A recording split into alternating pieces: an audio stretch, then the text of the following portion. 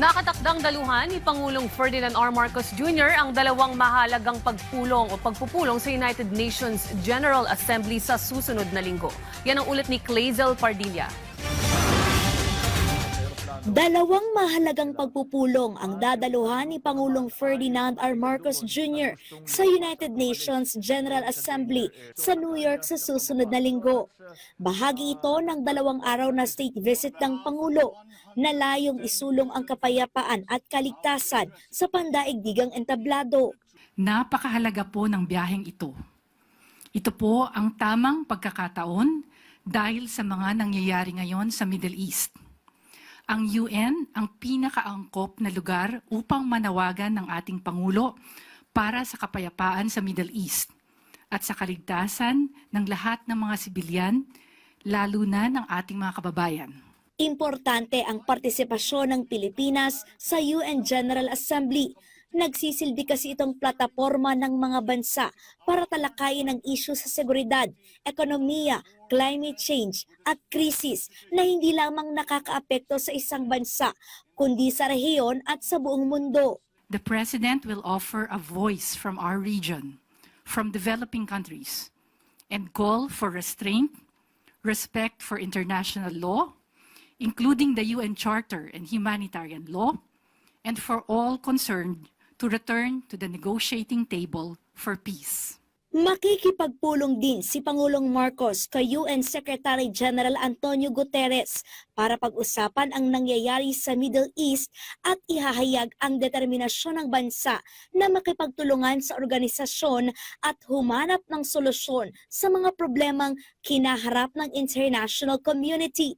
Magsasalita rin si Pangulong Marcos sa isang special session sa UN General Assembly para kumalap ng mas malawak na suporta mula sa iba't ibang bansa sa kandidatura ng Pilipinas na maging non-permanent member sa United Nations Security Council para sa taong 2027 hanggang 2028.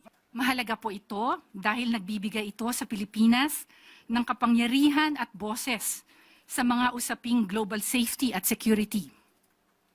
Importante po ang mga usaping ito para sa mga Pilipino at mga mamamayan mula sa mga developing countries. May impact po ito sa ating sovereignty, maritime security, sa global economy at sa safety ng ating overseas Filipino workers. Sa oras na masungkit ang Pilipinas ang pwesto sa UN Security Council, magkakaroon ng bansa ng pagkakataon na makilahok sa pagdidesisyon sa mga isyu sa digmaan, sanctions, peacekeeping mission at humanitarian response. Responsibilidad natin na tumulong para maging mas mapayapa at patas ang mundo. Responsibilidad din nating protektahan ang interes ng ating bansa. Sa pagsali sa UN Security Council, ngayon pa lang ay magiging bahagi tayo ng solusyon para handa tayo sa kahit na anumang hamon na harapin natin sa hinaharap. Ibibida ng Pangulo ang aktibong pakikipagtulungan ng Pilipinas sa UN mula nang itatag ito noong 1945, kabilang ang pagtataguyod sa paggalang sa batas, kooperasyon sa mga bansa, pagpapaunlad sa ekonomiya, pagharap sa climate change at pagprotekta sa karapatang pantao.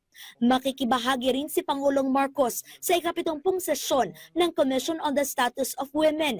Isusulong niya ang mga hakbang para proteksyonan ang mga kababaihan.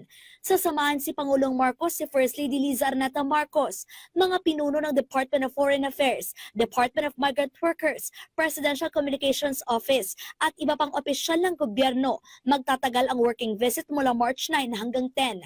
Clazel Pardilla para sa Pambansang TV sa Bagong Pilipinas.